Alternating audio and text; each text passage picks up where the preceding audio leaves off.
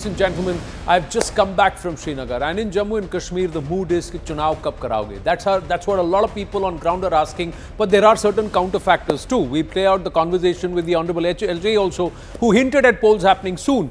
But let's try and understand why this is significant first, and let's signpost some of the important aspects. Fact of the matter is, ladies and gentlemen, that as per the progression committed by the government post the abrogation of Article 370, it's happened in the same direction. The first thing they said is that there will be a delimitation exercise across the 90 assembly seats, and the delimitation exercise has happened. It's the first election post this delimitation exercise, and said it's absolutely constitutional. That's been the 7 seats. Are the people ready? Do they have the narrative and the inside update information from various corners with the centre and also J&K administration? But first, Rahul Shivshankar, is Jammu and Kashmir ready? I believe it's not really, and I am not for even one moment trying to suggest that participative democracy should not be reinstated in Jammu and Kashmir.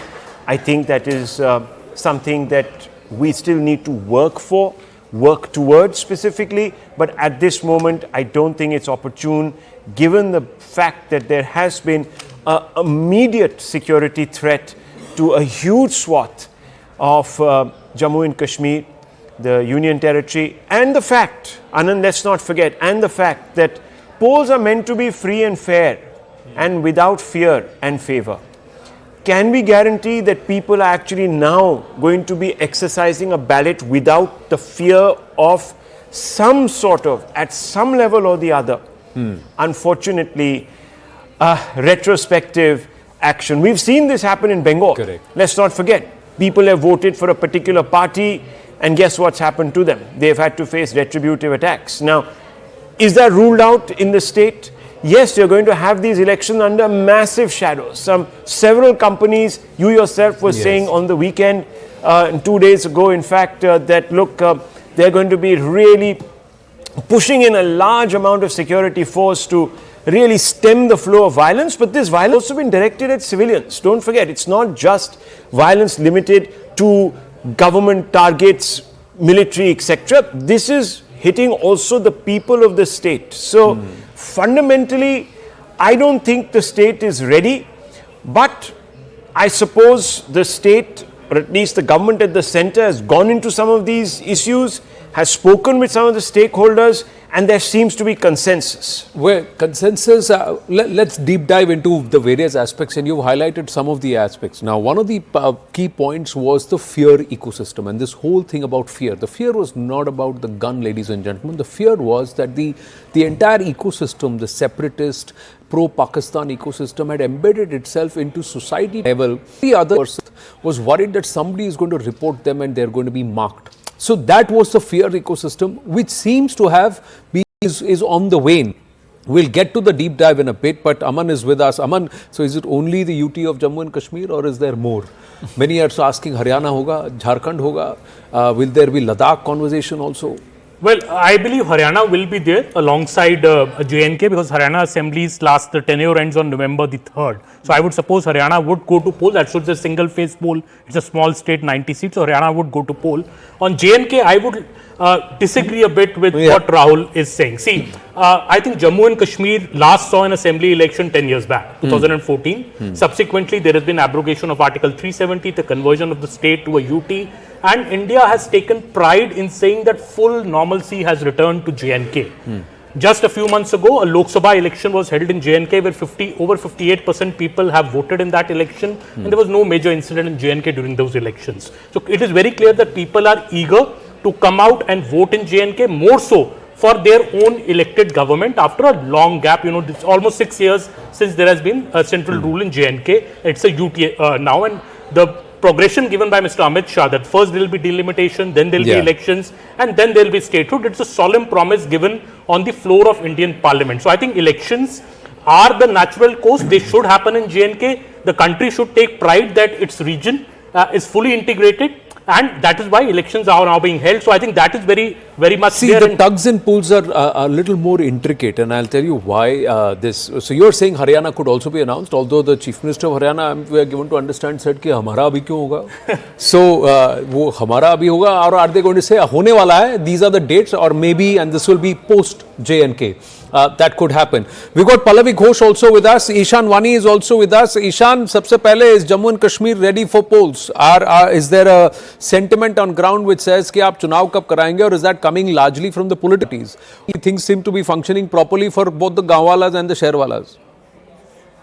Well, the system is functioning smooth, but people also want some participation in terms of trying to choose their own representative in terms of MLAs and local representative who can further take up the issues. The thing with current, governance is that it is an administrative level governance, but they want their own representative who they can go to, address their issues and take up their issues at several levels. And that's why they feel that the momentum that has been gotten during the Lok Sabha election, that should not go down. That's the feeling that the administration has. That's the feeling that the election commission has. When the election commissioner addressed a press conference in Jammu and Kashmir, he clearly said that the sort of, pictures that they saw while the Lok Sabha elections were on, they were really heartwarming. And that hasn't been witnessed in several years. And that was an indication of the fact that a lot has happened on the ground and a lot has changed on the ground. And people are coming out to vote and participate in democracy largely. Even if we talk about those areas where voting has been almost zero and there has been fear of guns, that has diminished. We went to Tral, we went to deeper these areas where even media was scared of going in the past. Now today, there is a feeling that they want to exercise their franchise and choose their representative from their locality. It can be a new candidate,